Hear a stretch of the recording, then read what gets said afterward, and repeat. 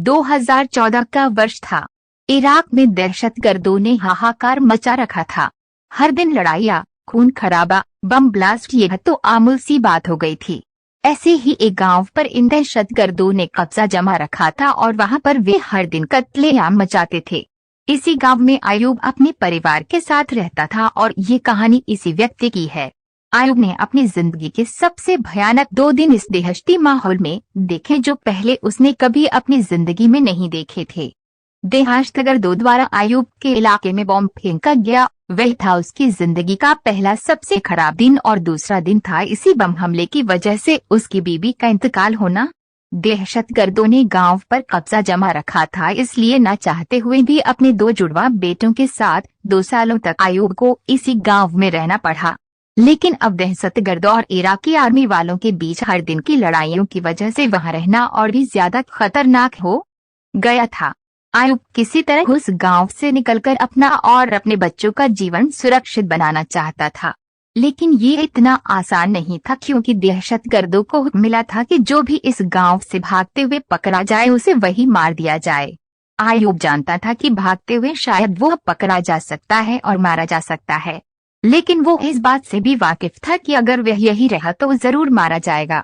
उसे अपनी जान की कोई फिक्र नहीं थी, फिक्र थी तो बस उसके 2 जुड़वा बच्चों की जो अब उसके लिए दुनिया में सब कुछ थे। काफी सोच विचार और मनोमंथन के बाद आयूब ने एक योजना बनाई। आयूब ने एक दिन अपने दोस्त से बोलकर नींद की दवाइयां मंगा ली। उसने अपने बच्चों के दूध में नींद की दवाई मिलाकर रात को उन्हें दूध पिला दिया और उनके सोने का इंतजार करने लगा। उसका प्लान था कि रात के अंधेरे में चुपके से बिना आवाज के इस गांव से निकलकर सीधा इराकी आर्मी तक पहुंचा जाए, इसलिए बच्चों का शांत रहना बहुत जरूरी था। बच्चों के सो जाने के बाद आयूब ने दोनों बच्चों को अपने कंधों पर लिया और चुपके से दबे पांव गांव से निकलने लगा। लेकिन बदनसीबी है कि उसका साथ छोड़ने का नाम नहीं ले रही थी। गांव के कोने कोने में दहशतगर्दी पहरा दे रहे थे। एक दहशतगर्दी ने आयूब की आहट सुन ली और उसकी दिशा में एक गोली चला दी। गोली सीधे एक बच्चे की पीठ को चीरते हुए आर पार हो गई और आयूब के कंधे पर जा लगी। बच्चे की वहीं पर मौत हो गई, लेकिन मजबूर आयूब अपना दुख मनाने के लिए रुक भी नहीं सकता था। वह किसी तरह बचते बचाते आगे बढ़ गया और दहशतगर्द की नजरों से ओझल हो गया। उसके धर्म के नियमों के अनुसार किसी भी व्यक्ति की मृत्यु हो जाती है तो उसे एक निश्चित समय के अंदर ही जमीन में दफनाना जरूरी होता है। अपने असहनीय दुख और रोती हुई आंखों के साथ आयूब ने अंधेरे में ही जमीन में गड्ढा खोदना चालू किया।